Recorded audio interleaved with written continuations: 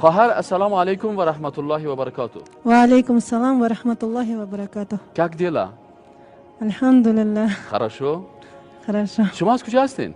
من خودم از روسیه هستم. از روسیه هستین؟ بله. عجب نیست.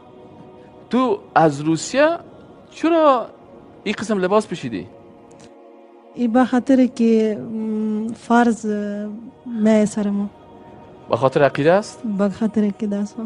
به خاطر عقیده. یعنی شما حجاب وقت شروع کردین که چی گفتین؟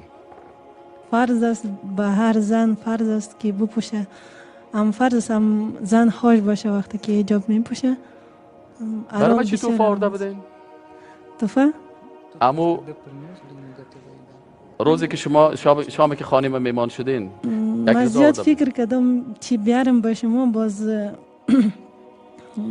اتروی غذا پخته کردم که پیامبر صلی الله علیه و خودش در خانه خود پخته کرده بود. این بود خرما. خرما امرای قیماق. امرای قیماق؟ بله. شما این غذا را از کجا خواندین؟ در حدیث. در حدیث خواندین؟ که پیامبر صلی الله علیه و سلم وقتی که ازدواج کرد در یک ازدواج خرما امرای مسکه گدوت کرد باز به مردم داده. باز من می حدیث خواندم باز مسکه نبود در خانه دیگه قیماق انداختم گدوت کردم باز به شما آوردم. بسیار خوب است. یعنی خواهرای عزیزم، آیا این عظمت اسلام نیست که یک خانم در روسیه حدیث رسول الله را میخوانه، از حدیث رسول الله صلی الله علیه و سلم غذای تهیه میکنه به یکی از دعوتگرای اسلام؟ خواهر نامتان؟ بیبی عایشه. بیبی عایشه، چرا مسلمان شدین؟ امروز مردم میگن که بسیار کسای از افغانستان یا از کشورهای اسلامی میرن و اسلام ترک میکنن. شما در روسیه چی کمبود داشتین؟ خانه کمبود داشتین؟ زندگی؟ جای؟ چرا مسلمان شدین؟ به خاطر که потому что в исламе есть закон для жизни, для каждого человека. Закон для женщины, закон для жены, для мужа. اسلام یک دین مکمل است که در تمام اقشار جامعه قانون از به زن، به مرد، به اولاد، بالخصوص به مادر و پدر.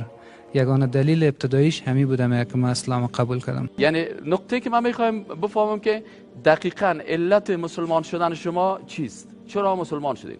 Когда в Библии мы читаем, в первую очередь, когда открываем, если мы считаем себя настоящими христианами и открываем первую книгу Евангелие от Матфея, то в первой же главе говорится то, что Иисус, сам Иисус Христос, пришел не для христиан, которые себя считают там русские и другие люди, а именно только для иудеев. Если мы посмотрим в первой главе, 28 или 27 стих, говорится то, что это был тот, кто был ниспослан только для спасения своего народа.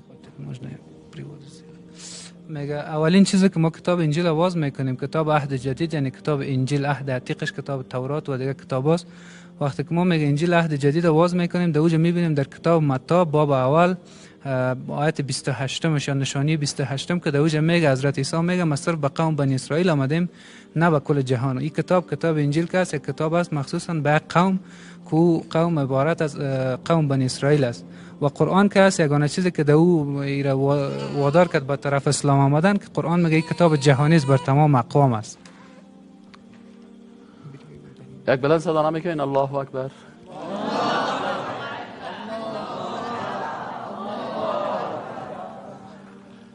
دوستا، امیس عظمت اسلام. اگرچه دشمن اسلام تخریب میکنن که در اسلام حقوق زن نیست و این خواهر به خاطر از که در اسلام حقوق زن بیشتر است، علم، دانش، تحصیل بر زن زیادتر در قرآن امر شده است، از این خاطر کتاب خدا ترک کرده، دین خدا ترک کرده، به دین مقدس اسلام مشرف میشه.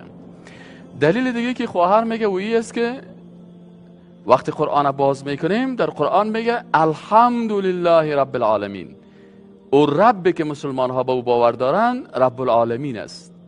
رب اروپایی، رب امریکایی، رب آسیایی، رب افریقایی، رب سیاه‌پوست، رب سفیدپوست، رب زن، رب المرد، رب العالمین. وقتی میگه که بسم الله الرحمن الرحیم، ای خالق رحمان سر همه مهربان است، چی مرد است چی زن، چی دختر است چی پسر. ای است عظمت اسلام.